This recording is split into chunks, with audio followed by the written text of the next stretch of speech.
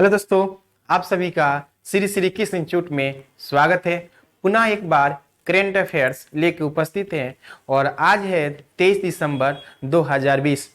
तो 23 दिसंबर 2020 से पुनः मेरा ये करेंट अफेयर्स का सीरीज स्टार्ट हो रहा है। पहले ये कुछ दिनों से आपको बंद था किसी कारणवश, और पुनः अब ये करेंट अफेयर्स सीरीज आपको रेगुलर आएगा आपके अपने समय पे। और इसके साथ साथ जो पीछे छूट चुका था उसका रिवीजन भी करवाते जाएंगे। प्रत्येक करंट अफेयर्स के बाद आपका रिवीजन भी चलेगा करंट अफेयर्स का। तो आइए देखते हैं 23 दिसंबर 2020 से कुछ महत्वपूर्ण करंट अफेयर्स। देखिए, पहला प्रश्न है, किस देश में तेजी से फैलने वाले कोरोना वायरस जो था, जो आपको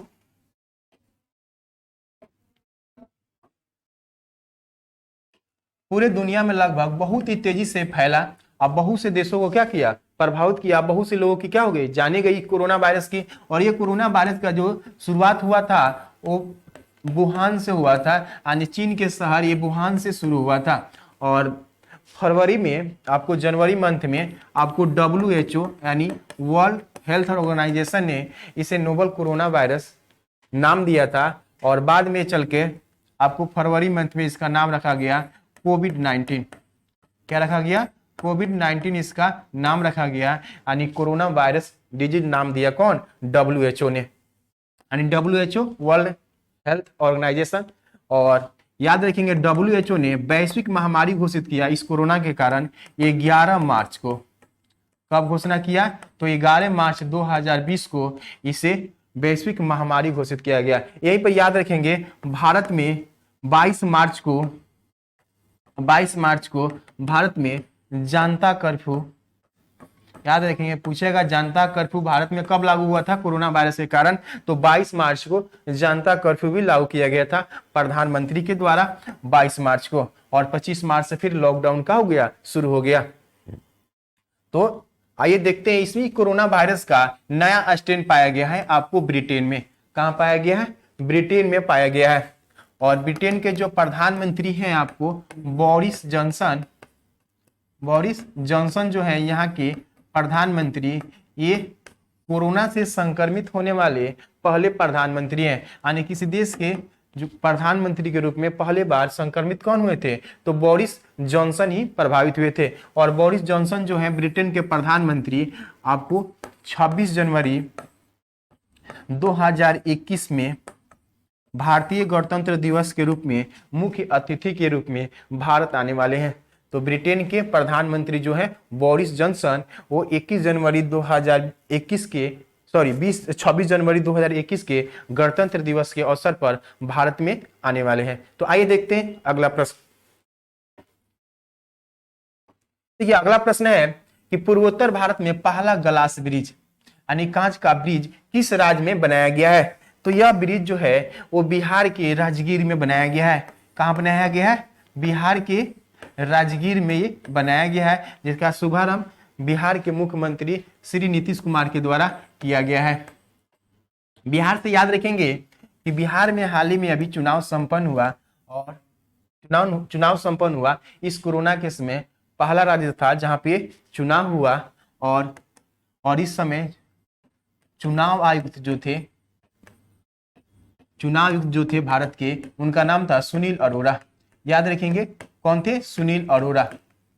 और बिहार में चुनाव आयुक्त कौन थे, बिहार प्रभारी के रूप में चुनाव किसे नियुक्त किया गया, श्रीनिवासन थे। और ये भारत के मुख्य चुनाव आयुक्त कौन है, सुनील अरोड़ा। और ये 3 चरणों में संपन्न हुआ। और 10 नवंबर को क्या हुआ था, इसका परिणाम आया था बिहार चुनाव का, जिसमें पुनः राष्ट्रीय लोकतांत्रिक गठबंधन जो है यानी NDA है, वह पुनः एक बार 125 सीट लाकर बहुमत को हासिल किया और पुनः एक बार सरकार का गठन किया गया। और CM नीतीश कुमार 7वीं बार CM पद के शपथ लिए। क्या लिए, 7वीं बार CM पद के क्या लिए, शपथ लिए, यानी मुख्यमंत्री पद के शपथ लिए। इनको शपथ दिलाए फागू चौहान, यानी श्री फागू चौहान जो है वो बिहार के गवर्नर हैं, इन्हीं के द्वारा इन्हें शपथ दिलाया गया। तो बिहार में याद रखें, बिहार से 2-3 पॉइंट, बिहार में विधानसभा के 243 संख्या है। इस 243 में 125 आपको ये एनडीए का आया था और 243 यहाँ विधानसभा की सीट है। याद रखेंगे विधान परिषद का पूछ दे तो विधान परिषद का सीट जो है आपको 75 है और लोकसभा का पूछा जाए लोकसभा का तो यहाँ पर लोकसभा का है आपको 40 और राज्यसभा का 16 सीट है। राज्यसभा कितना है 16 है, लोकसभा के 40 है और विधान परिषद का आपको 75 है और विधानसभा के 243 है। और इसी चुनाव के साथ एक लोकसभा सदस्य का भी चुनाव हुआ था क्योंकि एक सीट खाली हो गया था तो इसका भी चुनाव इसी साथ कराया गया था। तो याद रखेंगे पहला ग्लास ब्रिज कहाँ शुभारंभ किया गया है तो राजगीर में बिहार में किया गया है और ये पूर्वोत्तर भारत का है। पूरे भारत में पूछेगा पहला तो उत्तराखंड के ऋषिकेश में, उत्तराखंड के ऋषिकेश में जिसे हम लोग लक्ष्मण झूला के नाम से जानते हैं, लक्ष्मण झूला जो ग्लास का ही बनाया गया है तो इसको याद रखेंगे। तो आइए देखते हैं अगला प्रश्न। कहता है कि भारतीय अंतर्राष्ट्रीय विज्ञान महोत्सव, ये विज्ञान महोत्सव विज्ञान के प्रति लोगों को जागरूक करने के लिए महोत्सव मनाया जाता है। ये छठा संस्करण था जिसका वर्चुअल होगा। शुभारंभ करेंगे प्रधानमंत्री श्री नरेंद्र मोदी के द्वारा इसका शुभारंभ किया जाएगा और ये आपको 22 दिसंबर से शुरू हुआ है और ये चलेगा आपको 25 दिसंबर तक, यानी 22 दिसंबर से ये 25 दिसंबर तक चलेगा। और इसका समापन करेंगे उपराष्ट्रपति, यानी उपराष्ट्रपति कौन है श्री एम वेंकैया नायडू हैं जो इसका क्या करेंगे समापन करेंगे। और राष्ट्रपति श्री रामनाथ कोविंद है और गृह मंत्री कौन है अमित शाह है। तो ये आपको विज्ञान महोत्सव का ये छठवां संस्करण है जिसका शुभारंभ कौन किए प्रधानमंत्री श्री नरेंद्र मोदी। तो आइए देखते हैं अगला प्रश्न। तो अगला प्रश्न है कि ग्रुप ऑफ 7 शिखर सम्मेलन 2021 की मेजबानी किस देश को मिला है। तो ग्रुप ऑफ 7 जो है ये 7 देशों का एक समूह है। 7 देशों का क्या है एक समूह है जिसमें ये 7 देश है आपको यूनाइटेड स्टेट यानी America, Japan, Canada, Germany, France, Italy और यूनाइटेड किंगडम यानी ब्रिटेन। ये 7 देशों का समूह है और इसमें आपको चाइना शामिल नहीं है और चाइना शामिल नहीं है और इसके कारण इसका 2021 में मेजबानी किसको मिला है इटली को मिला है। किसको मिला है इटली को मेजबानी मिला है। तो याद रखेंगे इसी में G7 के अलावा G20 याद रखेंगे। G20 2020 का जो सम्मेलन हुआ ये अभी हाल ही में सम्मेलन हुआ था सऊदी अरब में। कहाँ हुआ था सऊदी अरब में। इसको याद रखेंगे सऊदी अरब में और 2021 में इटली में होगा, 2022 में इंडोनेशिया में होगा और 2023 का G20 का सम्मेलन आपको भारत में ही होने वाला है। एक और याद रखेंगे सम्मेलन ब्रिक्स। अभी ब्रिक्स का हाल ही में सम्मेलन हुआ था आपको रूस के सेंट पीटर्सबर्ग में हुआ था और इसका अध्यक्षता किया था रूस। तो ब्रिक्स कहने का मतलब 5 देशों का समूह है, ब्राजील, रसिया, इंडिया, चाइना और साउथ अफ्रीका का। इसका 2020 का जो वर्चुअल मीटिंग हुआ जिसकी अध्यक्षता किए थे आपको रूस के राष्ट्रपति व्लादिमीर पुतिन। कौन किया था तो रूस के राष्ट्रपति व्लादिमीर पुतिन ने इसका किया था। तो आइए देखते हैं अगला प्रश्न। देखिए अगला प्रश्न है कि हाल ही में किस देश ने अपना संसद भंग करने की घोषणा किया है। तो हाल ही में वो देश है नेपाल। तो नेपाल के जो प्रधानमंत्री हैं केपी शर्मा ओली। कौन है केपी शर्मा ओली ने आपको वहां के राष्ट्रपति विद्या देवी भंडारी से सिफारिश किया है कि वो संसद को क्या कर दिया जाए भंग कर दिया जाए क्योंकि इनको अपनी ही पार्टी में इनका विरोध हो रहा था जिसके कारण इसके स्थगित करने का बात कहें किससे विद्या देवी भंडारी से जो वहां के क्या है राष्ट्रपति है उनके द्वारा इसे भंग कर दिया गया। क्योंकि लोकसभा के भारत में भी है कि लोकसभा के सत्र को लोकसभा को भंग करने का अधिकार किसके पास होता है राष्ट्रपति के पास होता है। प्रधानमंत्री और मंत्रिपरिषद के सिफारिश के बाद भारत में लोकसभा को क्या कर दिया जाता है भंग कर दिया जाता है। क्योंकि भारत में संसद जो है संसद में कितने सदन होते हैं 2 सदन होते हैं भारत में। एक होता है लोकसभा, क्या होता है एक लोकसभा होता है और एक राज्यसभा जिसमें आप जानते हैं कि राज्यसभा क्या है अस्थायी सदन है। क्या है अस्थाई सदन है, इसलिए यह भंग नहीं होगा। लोकसभा क्या है? अस्थाई सदन है। लोकसभा क्या है? अस्थाई सदन है। यानी इसके सदस्य का कार्यकाल 5 वर्ष का होता है। 5 वर्ष के बाद पुनः चुनाव होगा, पुनः आएंगे। जबकि राज्यसभा के एक सदस्य का कार्यकाल कितने वर्ष का होता है? 6 वर्ष का होता है। यहाँ पर एक सीक्वेंस है कि 2 वर्ष यानी प्रत्येक 2 वर्ष पर 1/3 सदस्य जाते हैं, उतने सदस्य पुनः क्या होते हैं? निर्वाचित होके आ जाते हैं। तो ये प्रक्रिया चलती रहती है। तो भारतीय संसद में 2 सदन है। इसी तरह नेपाल के संसद को ही भंग करने की बात किसके द्वारा कहा गया? तो वहां के प्रधानमंत्री आपको केपी शर्मा ओली के द्वारा किया गया। तो आइए जानते हैं नेपाल से कुछ और प्रश्न।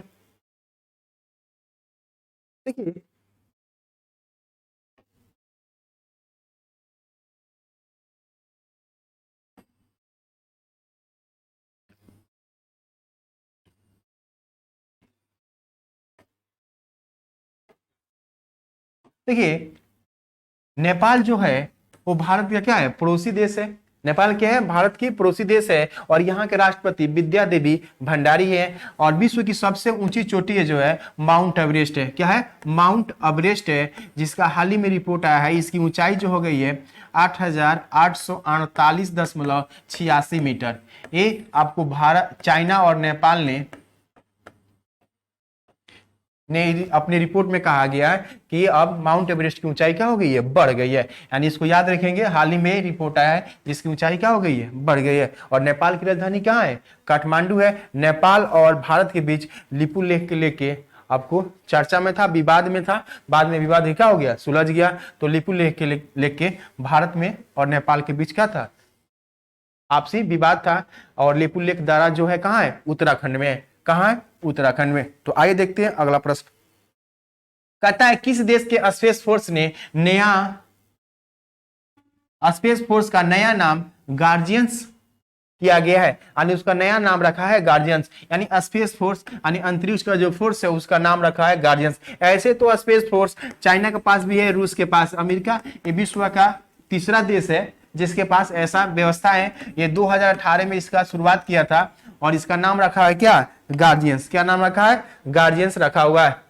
तो इसको याद रखेंगे। और अमेरिका से संबंधित कुछ तथ्य है जिसको याद रखेंगे। हाल ही में अमेरिका में 3 नवंबर 2020 को चुनाव हुआ और इस चुनाव में रिपब्लिकन पार्टी और डेमोक्रेटिक पार्टी के बीच क्या हुआ था? चुनाव हुआ था, जिसमें रिपब्लिकन पार्टी के डोनाल्ड ट्रंप जो थे वो पराजित हो गए डेमोक्रेटिक पार्टी के जो बाइडेन से।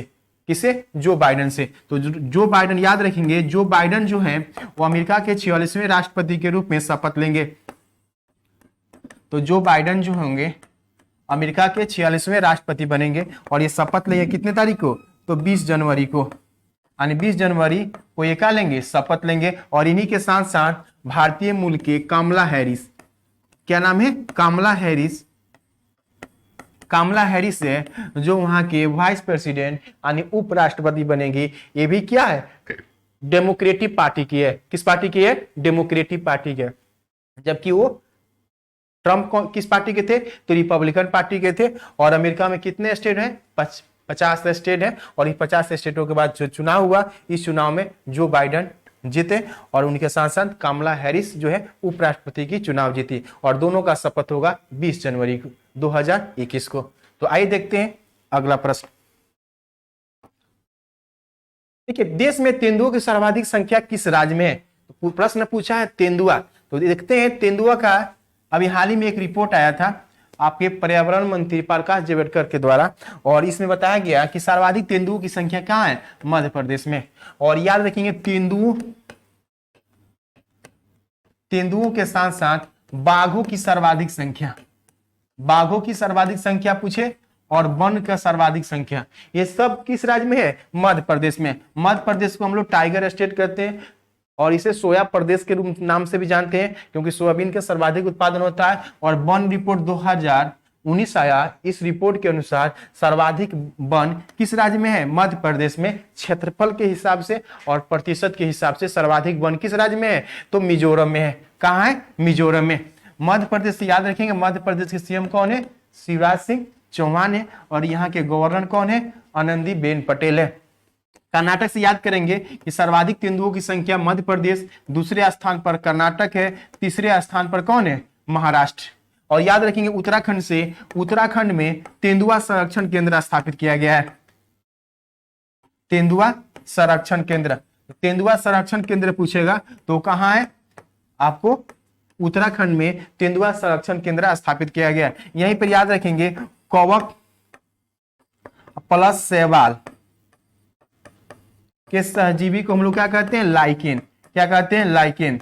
और लाइकेन पार्क कहां बनाया गया है, तो आपको उत्तराखंड में ही बनाया गया है। कहां बनाया गया है, उत्तराखंड में ही बनाया गया है। और पिरूल बिजली परियोजना, अंजीर के पत्ते से बिजली तैयार करने के लिए पिरूल बिजली परियोजना की शुरुआत आपको यही उत्तराखंड में शुरू किया गया था, पिरूल बिजली परियोजना। और यहाँ के गवर्नर है baby Prasad Maurya, sorry baby Prasad Maurya हैं। और यहाँ के सीएम है त्रिवेंद्र सिंह रावत। कौन है, त्रिवेंद्र सिंह रावत। तो आइए देखते हैं अगला प्रश्न। तो अगला प्रश्न है कि भारत की पहली उन्नत हाइपरसोनिक विंड टनल, यानी कहने का मतलब हवा यानी पवन का सुरंग की सुविधा का उद्घाटन किया गया है हाल ही में हैदराबाद में। कहां पे, हैदराबाद में किया गया है। और हैदराबाद जो है में रक्षा मंत्री जो है राजनाथ सिंह के द्वारा इसे शुरू किया गया। और यह इस तरह भारत विश्व का तीसरा देश बन गया, क्योंकि पहले से आपको रूस, अमेरिका के बाद ये भारत क्या बन गया, तीसरा देश बन गया जिसके पास अपना पवन सुरंग की सुविधा की व्यवस्था किया गया है। याद रखेंगे हैदराबाद में ही भारत बायोटेक कंपनी है जो कोरोना का वैक्सीन बनाया है। और मुंबई भारत की क्या है, वित्तीय राजधानी है। रिजर्व बैंक ऑफ इंडिया की क्या है, हेडक्वार्टर है। इंदौर से याद रखेंगे, इंदौर भारत का सबसे स्वच्छ शहर है। इंदौर क्या है, भारत का सबसे स्वच्छ शहर है। और प्लास्टिक प्रीमियर लीग, याद रखेंगे प्लास्टिक प्रीमियर लीग का आयोजन हाल ही में कहां किया गया था, तो इंदौर में ही किया गया था प्लास्टिक प्रीमियर लीग का आयोजन। अहमदाबाद से याद रखेंगे, अहमदाबाद और केवड़िया के बीच प्रधानमंत्री श्री नरेंद्र मोदी के द्वारा 31 अक्टूबर को, यानी 31 अक्टूबर को हम लोग राष्ट्रीय एकता दिवस मनाते हैं, क्योंकि सरदार वल्लभ भाई पटेल की जयंती मनाते हैं। और इसी दिन इन्होंने अहमदाबाद और केवड़िया के बीच सी प्लेन सर्विस की शुरुआत किया, यानी समुद्री विमान सेवा की शुरुआत किए आपको अहमदाबाद से केवड़िया के बीच आपको 31 अक्टूबर को। और यहाँ पर आरोग्य वन, आरोग्य कुटीर, चिल्ड्रन पार्क, एकता भवन का उद्घाटन किए थे प्रधानमंत्री श्री मोदी के द्वारा किया गया। कहाँ पे, आपको अहमदाबाद में। और केवड़िया के बीच सी प्लेन सेवा की भी शुरुआत किया गया। यहीं पर आपको बनाया गया है स्टैचू ऑफ यूनिटी, जो सरदार वल्लभ भाई पटेल की सबसे ऊंची प्रतिमा है और जो 182 मीटर है।